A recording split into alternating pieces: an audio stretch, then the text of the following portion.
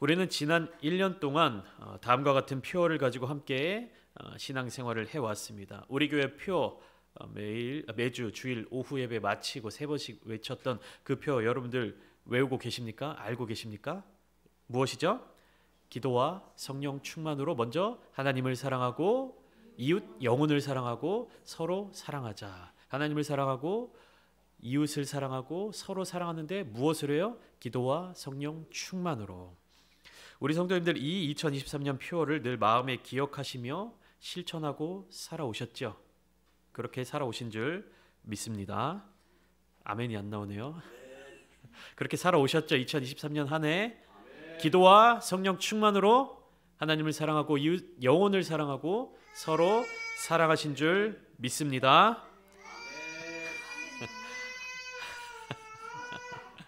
여러분들이 아멘을 안 하니까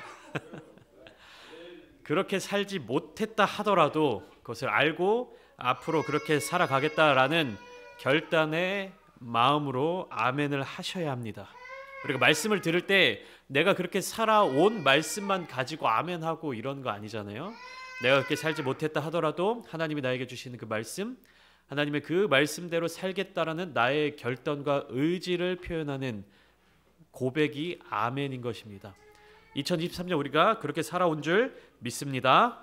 아멘. 2024년도 또한 그렇게 살아가실 줄 믿습니다. 아멘. 하나님을 사랑하는 것 그리고 이웃을 사랑하는 것 이것은 무엇을 뜻합니까?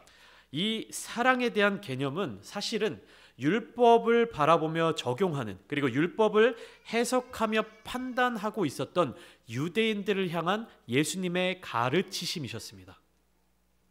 마태복음 22장에 보면 예수님께 대하여 어떻게 하면 말의 올무에 걸려 넘어지게 만들까 고민하는 그 집단들의 계략이 순서대로 나타나고 있습니다. 그러니까 마태복음 전체를 살펴보면 이 마태복음을 통해 나타나는 장면들에서 바리새인들이나 서기관 같은 사람들이 예수님과 논쟁을 벌이면서 무슨 일을 하려고 하냐면 예수님을 논리로 꺾어보려고 하는 거예요. 말씀으로, 논리로, 어떤 율법으로 예수님의 지혜를 꺾어보려고 하는 겁니다. 근데 그게 자신들의 의도대로 잘 되지 않는 모습들이 계속 나타납니다. 그렇기 때문에 이제는 바리새인과 서기관들 같은 이 사람들이 무엇을 노리냐면 그냥 정식적인 논리, 논쟁으로 이길 수 없기 때문에 그 논리 가운데 함정을 파놓는 겁니다. 이렇게 대답해도 잘못된 길로, 저렇게 대답해도 잘못된 길로 빠지게끔 함정을 파놓고 예수님께 질문을 하는 모습들이 나타나기 시작하는 겁니다. 22장 마태복음 22장에 나타난 모습 중에 먼저는 바리새인들이 예수님께 이런 질문을 합니다. 선생님이요, 가이사에게 세금을 바치는 것이 옳으니까 옳지 않으니까. 가이사는 누굽니까? 당시 세계를 지배하고 있던 로마 제국의 황제였죠. 그러니까 로마의 황제에게 세금을 바치는 것이 옳으니까 옳지 않으니까 라는 질문을 한 겁니다. 로마 황제에게 세금을 바친다는 것은 무엇을 뜻하냐면 로마 황제의 주권을 의미하게 되는 겁니다. 인정하게 되는 것입니다. 만약 예수님께서 자신을 신이라고 지칭하는 혹은 신의 아들이라고 이야기하는 이 로마 황제에게 세금을 바쳐라 라고 공식적으로 말씀하신다면 이것은 이전까지 주님이 행하셨던 가르치심, 하나님만을 섬기고 그 말씀에 순종해야 한다는 것을 정면으로 반박하게 되는 결과를 낳게 되는 것이죠. 그렇다고 가이사에게 세금을 바치지 말아야 된다라고 말씀을 하신다면, 공식적으로 이렇게 얘기를 하신다면 예수님을 대적하는 사람들은 예수님의 이 말씀을 트집 잡아서 로마 당국에 고발을 할 계획을 세우는 것입니다. 그러니까 가이사에게 세금을 바치는 것이 옳으니까 바치지 않는 것이 옳으니까 라는 이 양갈래의 질문을 한 의도는 무엇입니까? 바쳐라 라고 얘기해도 예수님을 공격할 수 있는 건덕지를 만드는 것이고, 바치지 말아야 한다라고 이야기해도 예수님을 고발할 수 있는 어떤 근거를 마련하는 질문이었던 것입니다. 그러니까 함정을 파놓은 것이죠. 이에 대해서 예수님은 무엇이라고 대답을 했냐면, 먼저 사람들에게, 그 질문을 한 사람들에게 물어봅니다. 너희들이 그 내는 세금, 그 내야 되는 그 돈에 누구의 형상이 그려져 있고 누구의 말이 기록되어 있느냐라는 질문을 할 때, 그때 당시 통용했던 재화 데나리온 한 동전 한 입을 가지고 옵니다. 그 동전에 누구의 얼굴이 그려져 있었냐면 가이사의 얼굴이 그려져 있었고 뒷면에는 가이사의 말이 적혀져 있었습니다. 그래서 사람들이 대답하죠. 그 우리가 내야 될 돈에는 가이사의 형상이 그려져 있습니다 라고 대답을 하자 예수님은 그 대답을 들으시고 이렇게 말씀하셨습니다. 가이사의 것은 가이사에게, 하나님의 것은 하나님께 바쳐라 라고 말씀을 하셨습니다. 이것이 무엇입니까? 무슨 뜻입니까? 결국에는 이 돈의 물질에 보여져 있는, 그려져 있는 형상은 가이사의 것이고, 이 내가 가지고 있는 이 은화 한 잎이 나의 생각에, 나의 기준에, 나의 판단에, 나의 신앙에 누구의 것인지를 누가 결정하라는 것입니까? 스스로 결정하라라는 것입니다. 그렇기에 가이사의 것이라고 생각되어지는 것은 가이사에게 내고, 가이사의 것이 아니라고 생각되어지는 것, 하나님의 것이라고 생각되어지는 것은 하나님께 드려라 라고 말씀을 하신 것입니다. 이 대답을 들은 사람들이 매우 놀랐죠. 그 다음에 사두개인들이 예수님을 찾아와서 질문을 합니다. 사두개인들은 부활이 없다고 주장하던 사람들인데 율법에 기록된 형사 취수 제도와 그리고 부활의 개념이 서로 맞지 않아 보이는 점을 공략하여서 예수님을 공경에 빠뜨리려고 했습니다. 형사 취수 제도, 이것은 무슨 제도냐면 한 가문의 장남이 결혼을 했습니다. 아내를 맞이해서 결혼을 했는데 대를 이을 아들을 낳기 전에 이 남자가 먼저 죽으면 그 동생이 이 형수와 결혼을 해서 다음 대를 이어야 하는 제도였습니다. 그러니까 동생이 형의 아내에게 장가들어서 아이를 낳고 형의 대를 이어갈 수 있도록 하는 그러한 제도였습니다. 사두개인들은 이 제도를 참고하여서 이렇게 질문을 합니다. 우리에게 7형제가 있었는데 마지가 장가들었다가 죽어 상속자가 없으므로 둘째가 그 아내를 동생에게 물려주었습니다. 근데 그 둘째 동생도 아이를 낳기 전에 죽었고 셋째부터 일곱째까지 모두 그렇게 죽었고 마지막에 그 여자도 죽었나이다. 그러면 부활 때에 모든 이들이 다 살아나면 이 여인은 7명의 형제 중에 누구의 아내가 되겠습니까? 라는 질문을 한 거예요. 그러니까 이 여인은 7형제와 모두 부부의 연을 맺은 후에 죽었고 마지막 부활 때가 이르면 이 여인과 7명의 형제 모두가 살아나게 될 텐데 이때 7명 중에 누가 그녀의 남편이 될 수 있느냐 하는 질문이었습니다. 어려운 질문이죠. 이에 대해 주님은 너희가 성경도 하나님의 능력도 알지 못함으로 오해하는도다 라고 말씀하시면서 부활 때에는 장가도 아니가고 시집도 아니가고 하늘에 있는 천사들과 같이 될 것이다. 하나님은 죽은 자의 하나님이 아니요 살아있는 자의 하나님이시다 라고 대답하셨습니다. 그러니까 이러한 사건들이 일어난 후에 바리새인들의 대답 그리고 바리새인들의 질문, 사두개인들의 질문에 대해서 예수님께서 대답하셨다라는 이러한 소식을 들은 후에 다시금 바리새인들이 모여들게 되었어요. 모여서 무엇을 하느냐? 이 예수의 어떤 지혜를 어떻게 논파할까라는 그런 고민을 하게 된 것이죠. 이때 모여있던 바리새인들 중에 한 율법사가 예수님을 시험하면서 이렇게 질문합니다. 예수님께 질문을 하는데 궁금해서 질문하는 게 아니에요. 내가 더 알고 싶어서 질문하는 게 아니에요. 예수님을 시험하기 위해서 질문을 합니다. 무슨 질문이었냐면 선생님, 율법 중에 어느 계명이 큽니까? 수많은 율법들, 수많은 계명들 중에서 무엇이 가장 중요한 계명입니까? 하는 질문이었습니다. 정확한 기록은 아니지만 구약 성경에 나타난 이 율법들을 정리해 보면 모세오경에 나타난 율법들을 정리해 보면 한 613개로 추릴 수 있다고 합니다. 율법이 뭐뭐 해라, 뭐뭐 하지 마라 하는 것이 항목이 613개나 된다고 합니다. 이거 그러니까 무엇 하라, 하지 말라 하는 하나님의 명령을 세분화해서 기록한 것이 600개가 넘어간다는 것이에요. 무엇 해라, 너희들은 무엇을 해라라고 하는 긍정문이 248개가 되고요. 무엇 하지 말라라는 부정문이 365개가 되어 있다라는 것입니다. 예를 들면 창세기 1장 28절에 하나님의 명령이 나타나죠. 어떤 명령입니까? 너희는 생육하고 번성하여 땅에 충만하라. 하라는 명령이지 않습니까? 이것이 율법 중에 하나인 거예요. 이것은 긍정형 계명이 될 수 있겠죠. 그리고 반대로 출애굽기 20장에 나타나 있는 10계명 중에 예를 들면 나 외에 다른 신을 섬기지 말라. 이것은 무엇입니까? 부정형 명령, 율법이겠죠. 이러한 수많은 율법들 중에서 어느 계명이 크냐라고 하는 이 율법서의 질문에 대답하기 위해서 가져야 될 전제 조건은 무엇입니까? 내가 그 율법들을 다 알고 있어야 되는 거예요. 내가 그 율법들을 다 알지 못한다면 그 중에 어떤 계명이 가장 큰 계명이냐, 어떤 율법이 가장 중요한 율법이냐라는 질문에 대해서 대답할 수가 없겠죠. 그리고 그 대답에 대한 합리적인 근거가 있어야 됩니다. 시험에 빠뜨리기 위한 질문이었잖아요. 그러면 그 질문을 한 사람이 이해하고 납득할 수 있을 만한 합리적인 근거를 대야 했습니다. 율법사는 바로 이 부분을 노리고 예수님을 향하여 가장 큰 계명이 무엇이냐라는 질문을 하게 된 것입니다. 이 질문을 받으신 예수님은 가장 큰 계명에 대해서 이렇게 말씀해 주셨습니다. 마태복음 22장 37절부터 40절까지 말씀을 우리 함께 보시겠습니다. 제가 읽어드리겠습니다. 예수께서 이르시되 네 마음을 다하고 목숨을 다하고 뜻을 다하여 주 너의 하나님을 사랑하라 하셨으니 이것이 크고 첫째 되는 계명이요 둘째도 그와 같으니 내 이웃을 내 자신같이 사랑하라 하셨으니 이 두 계명이 온 율법과 선지자의 강령이니라. 예수님이 이렇게 대답하셨어요. 굉장히 지혜로운 대답이며 이 대답을 대체할 수 있는 어떠한 계명도 없을 것입니다.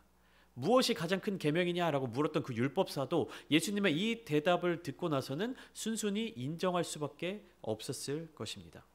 613가지의 율법들이 기록되어 있는데 무엇 하라라는 이 계명을, 이 명령들을 지켜야 하는 이유는 무엇입니까?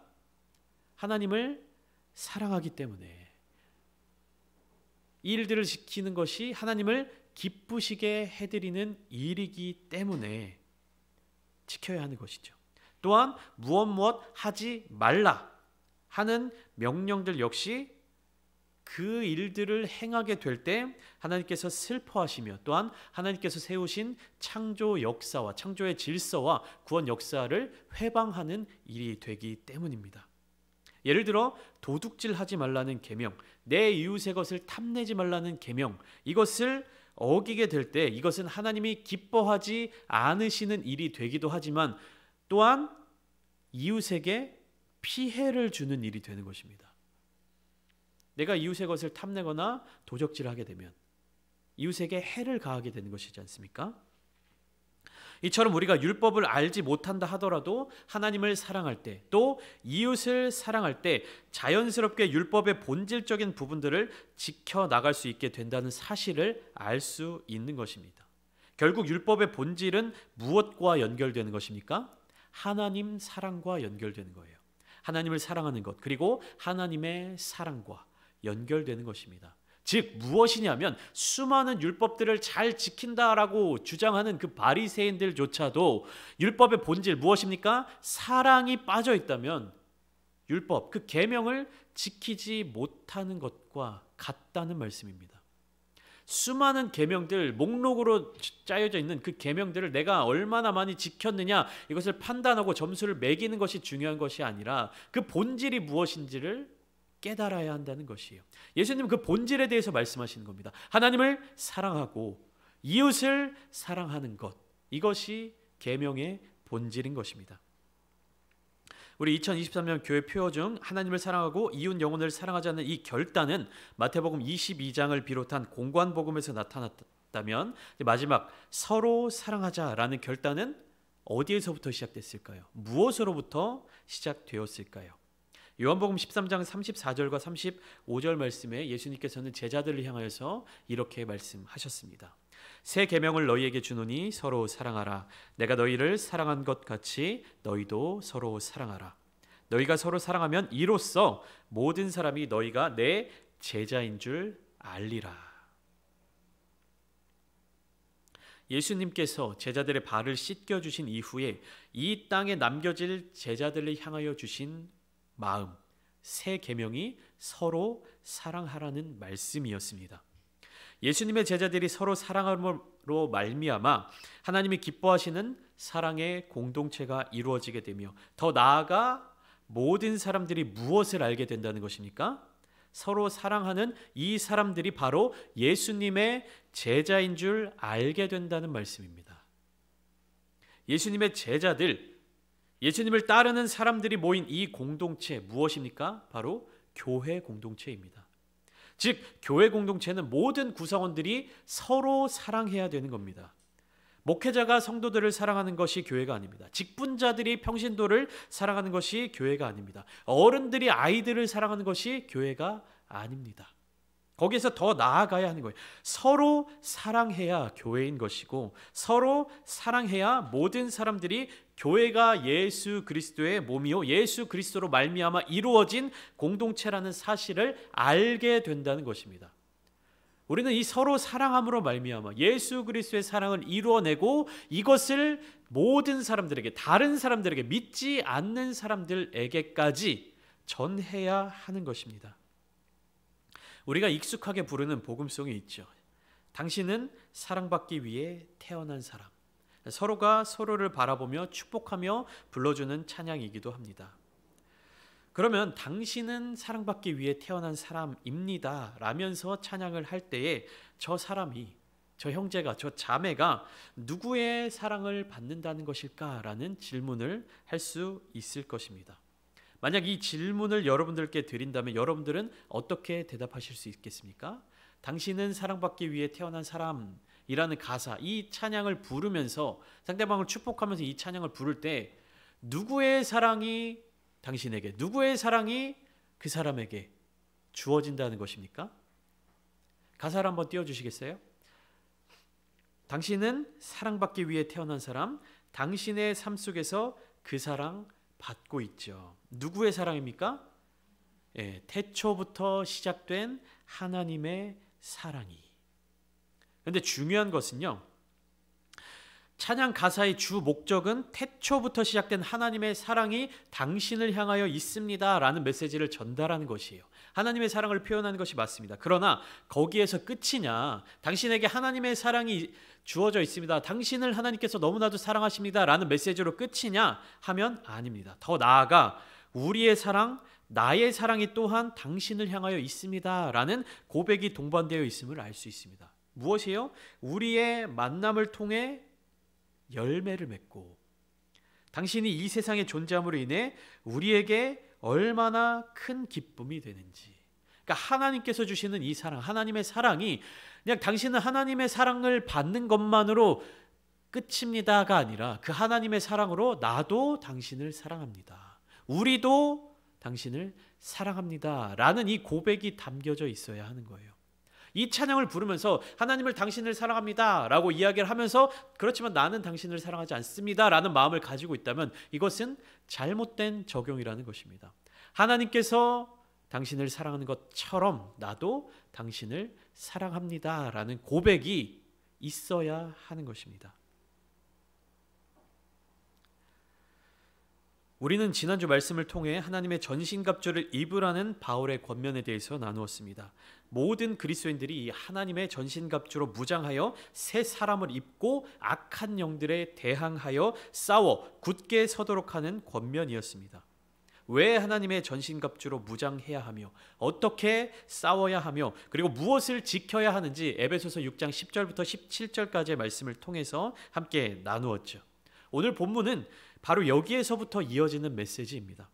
하나님의 전신갑주로 무장한 뒤 가져야 하는 성도들의 자세, 그리고 수행해야 하는 임무에 대한 이야기입니다. 하나님의 전신갑주를 입는다는 것은 하나님을 사랑하는 것과 하나님을 의지하는 것을 의미합니다. 전신갑주는 전쟁을 하기 위하여 입는 옷입니다. 그것도 아주 치열한 전투에서 승리하기 위한 장비들입니다. 그 싸움의 대상은 누구입니까? 하나님의 전신갑주를 입고 싸워야 하는 대상은 누구입니까? 마귀, 악한 영의 세력들. 지난 시간 함께 나누었던 에베소서 6장 11절에 분명히 이렇게 기록되어 있습니다. 마귀의 간계를 능히 대적하기 위하여 하나님의 전신 갑주를 입으라. 하나님의 전신 갑주를 입고 싸워야 될 대상이 누구라는 것입니까? 마귀입니다. 악한 영의 세력들인 것이죠. 마귀를 대적하기 위하여 하나님을 의지하는 것, 마귀와 싸우기 위하여 하나님을 온전히 사랑하는 것이 하나님의 전신 갑주를 입는 의미인 것입니다. 그러면 전신 갑주를 입고 난 뒤에는 무엇을 해야 합니까? 오늘 본문 18절을 통해서 바울은 영적 전쟁에 참여하는 그리스도인들을 향하여 이렇게 말하고 있습니다. 모든 기도와 간구를 하되 항상 성령 안에서 기도하고 이를 위하여 깨어 구하기를 항상 힘쓰며 여러 성도를 위하여 구하라. 마귀와의 전투를 위해 서 있는 것은 반드시 기도와 결합되어야 합니다. 마귀의 그 공격 아래에서 우리가 버티고 견디고 서기 위해서는 반드시 기도가 있어야 합니다. 기도 없이는 이 전투에서 승리하기는커녕 적의 공격을 버티고 서 있지도 못한다는 사실을 아셔야 합니다. 그러니까 여러분 기도하셔야 됩니다. 기도하셔야 돼요. 6가지의 무장을 한 그리스도인들의 싸움은 끊임없는 기도로서 뒷받침되는 가운데에 진행되어야 합니다. 기도는 악에 의해서 지배되는 시대에 하나님의 능력으로 하여금 악을 대항하여 이기게 하는 또 하나의 무기입니다. 하나님의 전신갑주 중에서 유일한 공격형 무기가 있다고 말씀을 드렸죠. 그것이 무엇입니까? 성령의 검, 하나님의 말씀, 성령의 검이지요. 이 성령의 검, 하나님의 말씀을 사용할 수 있는 힘이 기도에서부터 나옵니다. 그렇기에 그리스도인들이 가질 수 있는 영적인 싸움의 방법은 기도입니다. 기도를 하지 않는다는 것, 기도를 쉰다는 것, 나에게 주어진 기도의 분량이 줄어든다는 것은 무엇을 뜻합니까? 싸움에서 밀린다는 것을 뜻합니다. 기도는 숙제가 아닙니다. 기도는 과제가 아닙니다. 오늘 많이 했으면 내일 안 해도 되는 것이 아닙니다. 어제 많이 했으면 오늘 좀 쉬어도 되는 것이 아닙니다. 며칠 밀렸다가 한 번에 해도 되는 것이 아닙니다. 계속해서 붙잡고 있어야 할 우리의 무기가 바로 기도인 것입니다. 계속해서 붙잡고 있어야 돼요. 우리가 대중교통을 이용할 때 지하철을 타거나 버스를 타거나 할 때 자리에 앉아있지 않고 서 있게 되면 무엇을 해야 됩니까? 손잡이를 계속 붙잡고 있어야 되죠. 만약에 우리가 버스가 막 이렇게 덜컹거리면서 이동하고 있을 때 내가 지난 2정거장 동안 열심히 손잡이를 붙잡고 있었으니까 앞으로 2정거장 동안에는 손잡이를 놓고 좀 편안하게 가겠다라고 하면 이 사람은 온전히 서 있을 수 있겠습니까? 넘어지게 되는 것이죠. 이전에 붙잡았듯이 버스가 움직이는 동안에 내가 버스를 타고 서서 가는 동안에 계속 무엇을 잡고 있어야 되는 겁니까? 손잡이를 잡고 있어야 되는 거예요. 그래야 넘어지지 않는 것입니다. 손잡이를 놓는 순간 넘어질 위험에 노출되는 거예요. 무엇입니까? 기도를 놓는 순간 우리는 마귀에게, 악한 세력에 의해서 넘어지기 딱 좋은, 넘어질 수 있는 위험에 노출되게 되는 겁니다. 하나님의 전신갑주를 입고 무장하고 있으면 무엇합니까? 넘어져 버리면 전투에, 전쟁에 참여할 수가 없게 되는데 말입니다. 기도하셔야 돼요. 어떻게 기도해야 되느냐? 에베소서 6장 18절에서 바울은 기도와 간구에 대하여 그냥 무작정 하라고 하지 않고 3가지 조건을 첨가하고 있습니다. 첫 번째로 무엇입니까? 항상 성령 안에서 기도하고, 그리스도인들의 기도는 성령의 능력 안에서 그 힘을 발휘하게 됩니다. 그렇기에 성령의 인도하심을 따라서 기도해야 합니다. 누가복음 4장에서 광야에서 40일간 금식하신 예수님에 대하여 어떻게 표현하고 있는지 보시면 누가복음 4장 1절 말씀입니다. 예수께서 성령의 충만함을 입어 요단강에서 돌아오사 광야에서 40일 동안 성령에게 이끌리시며 라고 기록되어 있습니다. 그러니까 예수님께서 성령의 충만함을 입어 요단강에서 돌아오사 광야에서 40일 동안 성령에게 이끌리셨다. 예수님은 성령 충만함 그리고 성령에게 이끌리시는 그 시간들을 통하여서 마귀의 모든 시험들을 이기셨습니다. 승리하셨습니다. 그러니까 기도할 때에는 성령 안에서 기도해야 한다는 것입니다. 그렇기 때문에 우리 교회 표에도 기도와 성령 충만으로, 다시 말하면 성령 안에서 기도하는 것입니다. 두 번째로는 무엇입니까? 이를 위하여 깨어 구하기를 항상 힘쓰며입니다. 이런 종류의 기도에 전념하기 위해서는 깨어있는 것이 절대적으로 필요합니다. 영적인 어두움의 잠에 깊이 빠져 있으면 기도하는 것이 불가능에 가깝다는 사실입니다. 입술로는 기도하는 것 같고 기도하는 모습처럼 보이지만 이 영적인 잠에 깊게 빠져 있으면 기도가 힘을 발휘하지 못하는 거예요. 능력 있는 기도가 될 수 없는 것입니다. 그렇기 때문에 깨어 기도해야 되는 것이고, 기도하기 위해서 깨어 있어야 하는 것입니다. 예수님이 십자가에 달리시기 전날 밤에 겟세마네 동산에서 기도하실 때 특별히 베드로와 요한과 야고보를 데리고 기도의 자리 가운데로 나아가셨습니다. 그런데 밤이 늦은 시간이었기 때문에 제자들은 눈이 피곤하여서 잠에 빠져 있었죠. 예수님께서는 정말 피가 땀이 될 정도로 기도하시는데 함께 데려가신 제자들은 너무너무 피곤한 나머지 잠에 빠져 있었습니다. 예수님은 그러한 제자들을 보시며 특별히 베드로에게 이렇게 말씀하셨습니다. 마태복음 26장 41절에 이렇게 말씀하셨습니다. 시험에 들지 않게 깨어 기도하라. 마음에는 원이로되 육신이 약하도다 하시고, 예수님께서 깨어 기도하라 말씀하셨죠. 우리는 기도의 시간 혹은 기도의 모양만 채우는 것을 목표로 해서는 안 됩니다.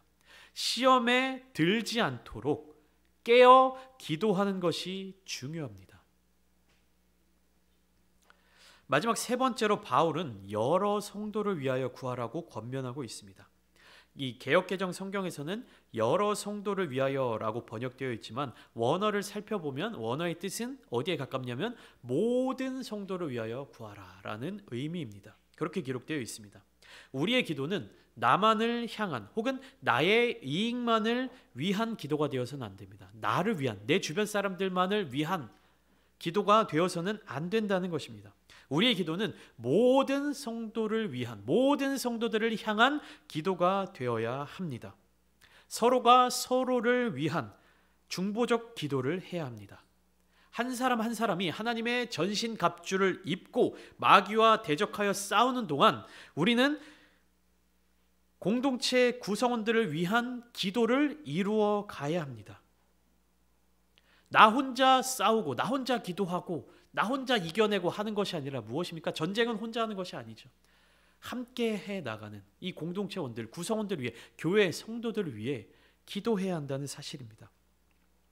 역사적으로 정말 강했던 군대들은 한 가지 특징이 있는데 대부분 강력한 리더십을 가지고 있었고, 더불어 그 군대 구성원들 간에 끈끈한 전우회가 형성되어 있었습니다.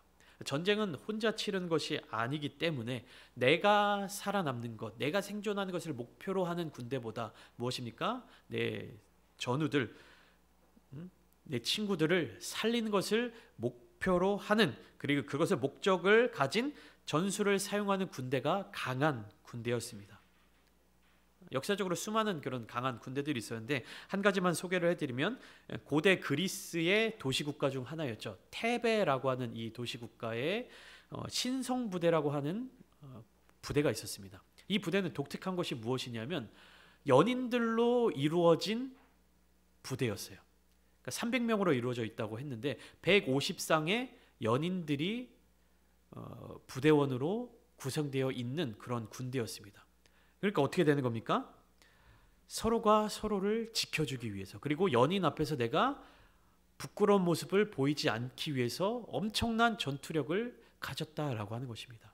300명의 이 인원들로 하여금 수천 명, 수만 명의 부대들을 대상으로도 당당하게 이길 수 있는 그리스의 역사적인 굉장히 강력한 군대로 이름을 날렸다라는 것입니다. 바울은 에베소 교회에 보내는 이 편지를 마무리하면서 성령 충만한 기도, 쉬지 않는 기도가 목회자만 하는 기도나 직분자만 하는 중보적 기도가 되는 것이 아니라 모든 성도들이 서로를 위한 기도를 뜨겁게 하는 교회가 되도록, 그리고 서로 사랑하는 교회가 되도록 권면하고 있는 것입니다. 그렇게 에베소서를 보면 곳곳에 이와 같은 사랑의 메시지들이 담겨져 있습니다. 에베소서 4장 2절과 3절을 보면 이렇게 말씀하고 있는데요. 모든 겸손과 온유로 하고 오래 참음으로 사랑 가운데서 서로 용납하고 평안에 매는 줄로 성령이 하나 되게 하신 것을 힘써 지키라.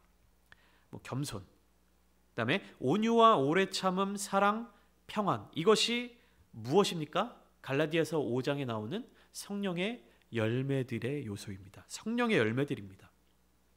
온유, 오래 참음, 사랑, 화평, 성령의 열매들로 기록한 내용들이죠. 성령의 열매들로서 성령이 하나 되게 하신 것을 지키라는 메시지를 주고 있는 것입니다. 바울이 이야기하는 성령이 하나 되게 하신 것, 이것이 무엇입니까? 서로 사랑하는 공동체, 연합하는 공동체, 바로 주님의 몸된 교회 공동체입니다. 마지막으로 바울은 19절과 20절 말씀을 통해 에베소 교회의 성도들에게 자신을 위한 중재 기도를 요청합니다. 바울이 에베소 교회를 위하여 간절히 기도했던 것처럼 이제는 에베소 교회가 바울을 위해서 간절히 기도해야 합니다. 바울이 요청한 기도의 제목은 19절에 구체적으로 나타나 있습니다. 내게 말씀을 주사 나로 입을 열어 복음의 비밀을 담대히 알리게 하옵소서. 이것이 바울이 에베소 교회에 요청한 중보적 기도 제목입니다. 바울이 에베소서를 쓸 때, 이 에베소 교회 편지를 볼 때 바울은 감옥에 갇혀 있었습니다. 20절의 말씀처럼 쇠사슬에 매인 사람이었습니다. 그러나 바울은 자신의 안위를 위하여 기도를 부탁하지 않았습니다. 편이나 상황과 환경을 위한 기도를 부탁하지 않았습니다. 빨리 이 감옥에서 나갈 수 있도록 기도해달라고 부탁하지 않았습니다. 오직 하나님의 말씀을 통하여 복음의 비밀을 담대히 전할 수 있기를 원했습니다. 바울은 기도를 쉬지 않았던 사람이었으며 성령 충만한 사람이었고 하나님과 이웃, 교회와 성도를 사랑하는 사람이었습니다. 올해 우리 교회의 표를 묵상하면서 이러한 바울의 마지막 사역의 모습들이 계속해서 그려졌어요.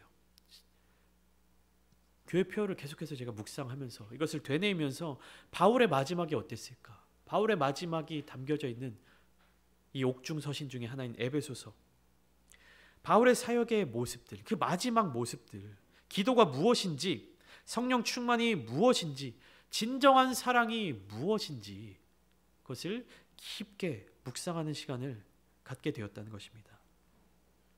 사랑하는 부천창대교회 성도 여러분, 에베소 교회를 향한 바울의 이 간절한 마음이 느껴지십니까? 또한 저와 여러분들이 향한 예수 그리스도의 이 간절한 사랑이 느껴지십니까? 우리는 이 사랑을 받은 사람들로서 이 사명을 이어가야 합니다. 성령 안에서 기도하며 또 하나님과 이웃을 사랑하고 서로 사랑하는 교회, 예수 그리스도의 십자가 보혈을 기억하며 서로를 위하여 기도하는 교회, 바로 이러한 교회가 우리 부천창대의 교회가 되어야 할 것입니다. 하나님의 사랑을 받은 우리가 또한 하나님께 그 사랑을 보답하고 하나님의 말씀, 하나님의 뜻대로 이웃을 사랑하고 또 더 나아가 서로 사랑하는 교회, 서로를 위해서 기도하는 교회, 성령 안에서 간절히 중보적 기도를 하는 귀한 교회가 되기를 소망합니다. 그리함을 통하여서 하나님께서 우리 교회와 여러분들을 향하여 무한히 예배해 두신 그 은혜와 복을 온전하게 누리시기를 원합니다. 하나님의 마음을 기억하시며 기도하며 또한 한 주간의 삶을 살아가실 때에 하나님의 놀라우신 은혜를 놓치지 않는, 하나님의 귀하신 그 마음의 뜻을 외면하지 않는 성도님들이 다 되시기를 주님의 이름으로 축원합니다.